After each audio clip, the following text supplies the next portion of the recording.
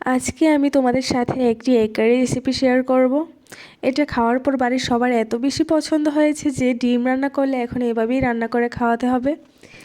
আর এই এগ কারি এভাবে বানালে এত বেশি সুস্বাদু হয় যে ভাত বলো, পোলাও বলো, এমনকি খিচুড়ি সব কিছুর সাথেই দারুণ লাগে খেতে। আর রুটি বা পরোটার সাথে তো একদমই জমে যায়। আমি এই এগ কারি করার জন্য এখানে কড়াই বসিয়ে নিয়েছি। কড়াইতে আমি তেল দিয়ে দিচ্ছি। এই তেল হালকা একটু গরম হয়ে এলে এর মধ্যে আমি একটি বড় সাইজের পেঁয়াজ এভাবে কেটে এই গরম তেলের মধ্যে দিয়ে দিয়েছি। এবার কয়েক কোয়া রসুন আর কয়েক টুকরো আদা আর হচ্ছে 2টি কাঁচামরিচ, কয়েকটি জিরে, মানে এগুলো দিয়ে একটু হালকা ভেজে নেব। বেশি ভাজবো না, হালকা একটু ভেজে নেব।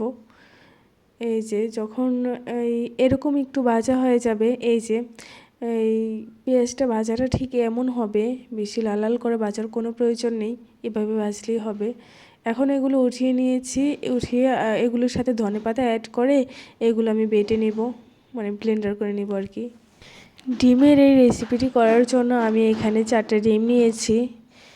এই ডিমগুলোকে এখন আমি হালকা একটু কেচে নিব আর কি, একটি ছুরির সাহায্যে এভাবে কেচে নেব। রান্নাঘরে হাত পাকানোর প্রথম দিকে যে বস্তুটির উপর সবার প্রথম নজর পড়ে তা হলো ডিম। চা, ডিম ভাজা এই দুটি সহজ খাবার দিয়েই হাতেখড়ি হয়।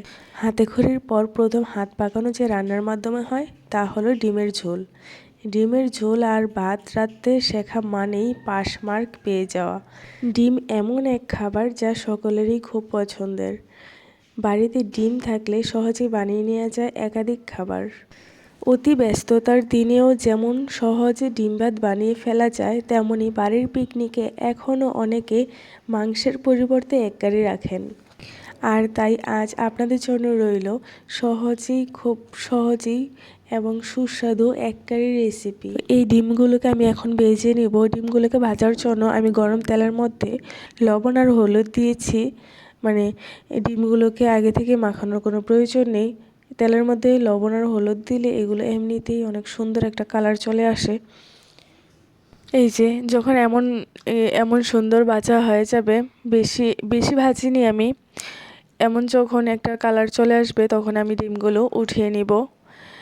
এই ডিম ভাজার একই তেলে আমি দিয়ে দিচ্ছি 2টি তেজপাতা, কয়েকটি গোলমরিচ, কয়েকটি এলাচ দিয়ে এগুলো একটু ভেজে নেব।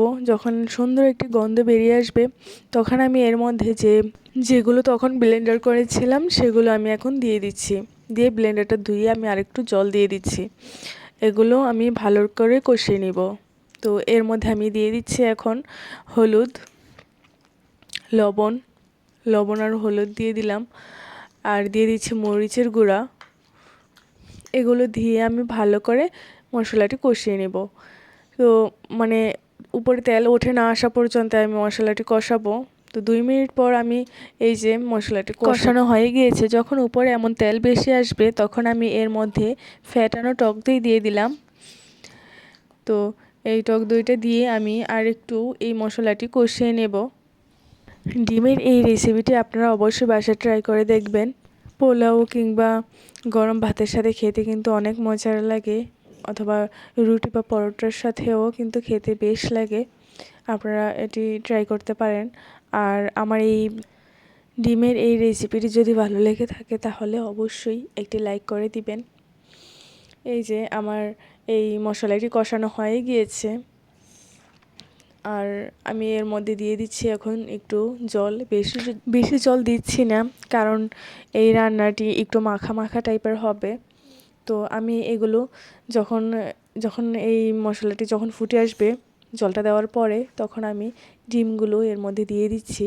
ডিমগুলো দিয়ে আমি আরও 5 মিনিটের মতো রান্না করে নিব। তো এই যে আমি এভাবেই রান্না করে নিচ্ছি 5 মিনিট পর ফিরে আসছি। এই রান্নাটি শেষ পর্যায়ে আমি দিয়ে দিচ্ছি সামান্য একটু চিনি, আর দিয়ে দিচ্ছি হচ্ছে গরম মশলা গুঁড়া। তো এগুলো দিয়ে আমি আরও 1-1.5 মিনিট রান্না করে নিব। তো এই যে আমার এই রান্নাটি হয়ে গিয়েছে, দেখুন অনেক সুন্দর একটা কালার আসছে। এটি দেখতে যেমন সুন্দর লাগছে, খেতেও কিন্তু অনেক মজার হয়েছিল। আপনারা বাসায় অবশ্যই ট্রাই করে দেখবেন। আর আমার ভিডিওটি যদি ভালো লেগে থাকে তাহলে এই ভিডিওতে একটি লাইক করে দিবেন। আর আমার চ্যানেলে যদি আপনারা নতুন হয়ে থাকেন তাহলে একটি সাবস্ক্রাইব করে দিবেন। ভিডিওটি দেখার জন্য সবাইকে ধন্যবাদ। আপনারা সবাই যে যেখানেই থাকবেন ভালো থাকবেন।